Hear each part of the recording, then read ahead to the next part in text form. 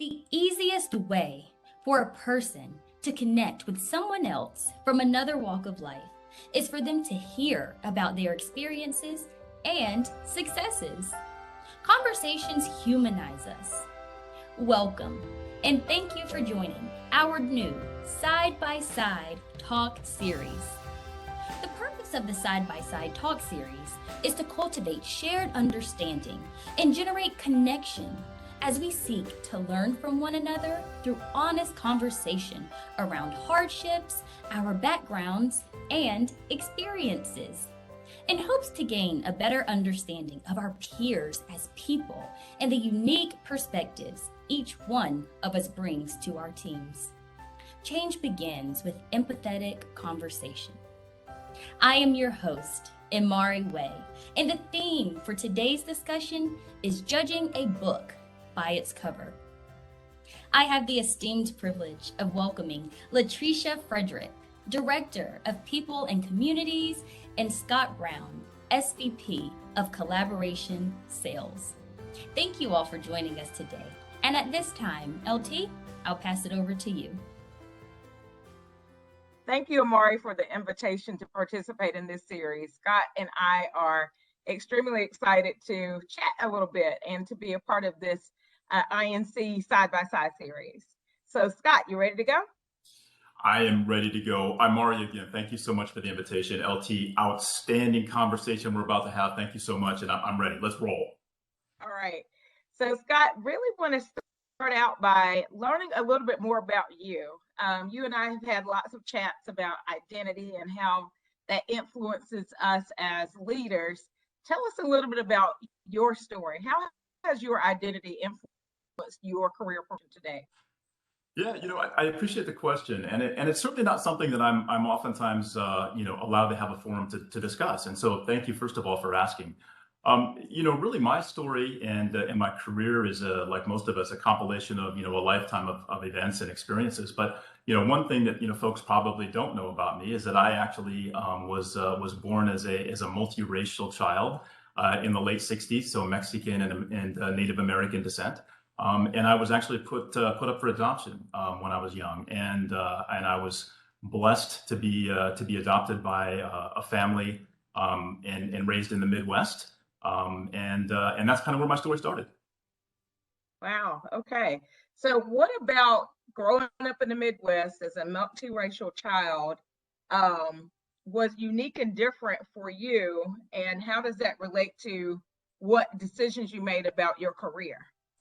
Yeah, it's really interesting. Again, I describe my childhood, first of all, was glorious. I mean, it was spent in kind of small town, rural America, farming community, but it was essentially what I would call an environment of maybe superficial sameness, if that's okay to use that term, where, everyone kind of generally, looked similar and worshiped in a similar way. And, socioeconomically was kind of all in that same kind of band. And a lot of sameness, and I would be disingenuous if I didn't say that while I may have appeared similar physically, I knew that there was a part of me that wasn't part of that core sameness, if you will.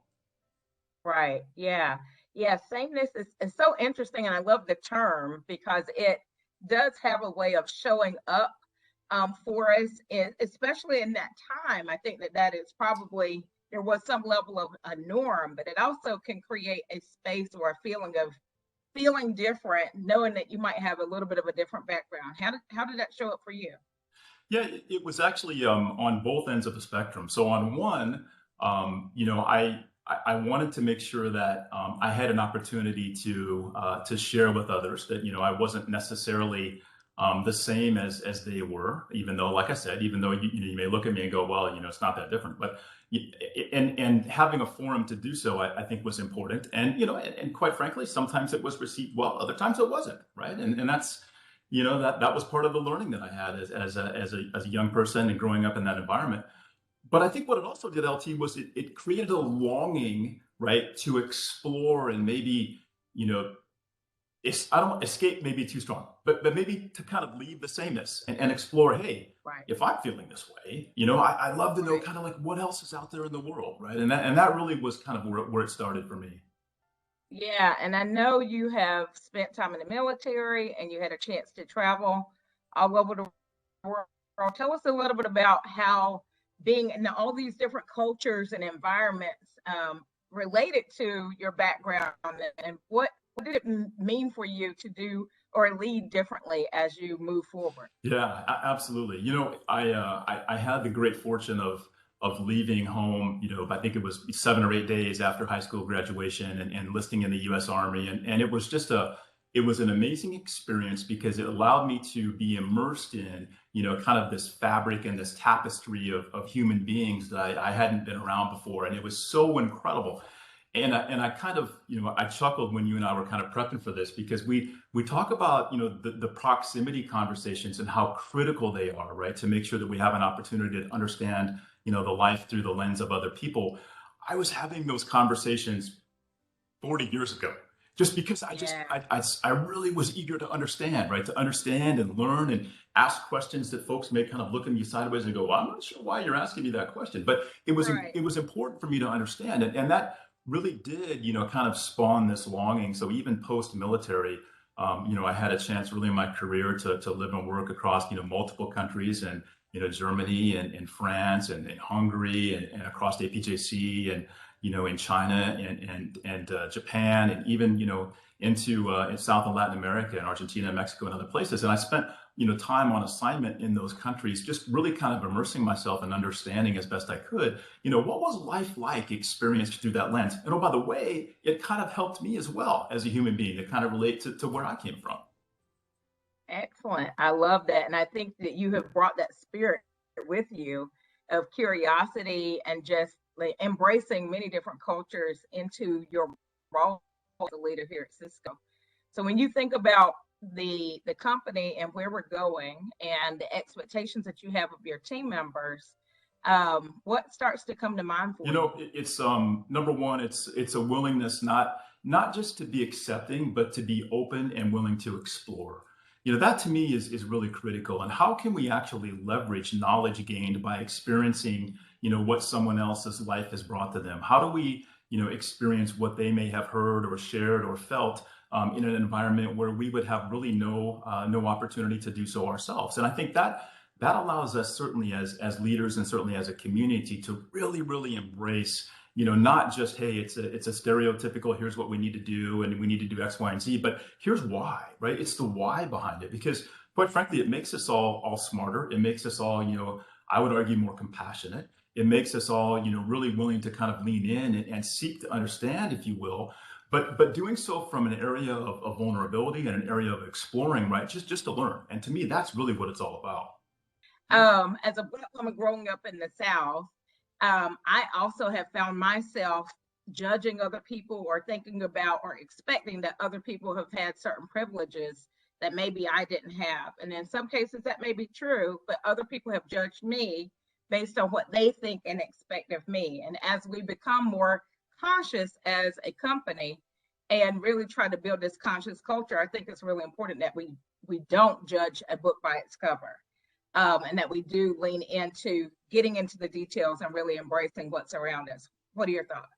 Yeah, I think that's right on. And that really, was one of the reasons I was so eager to share my story, because again, superficially, you would never have, really any reason to ask, what my background was or what the context of my upbringing was. But it was rather quite unique. And it was a time during where, in the late 60s and early 70s where, there was a lot of intolerance, just generally speaking. Not that there isn't today, but there certainly was at that time.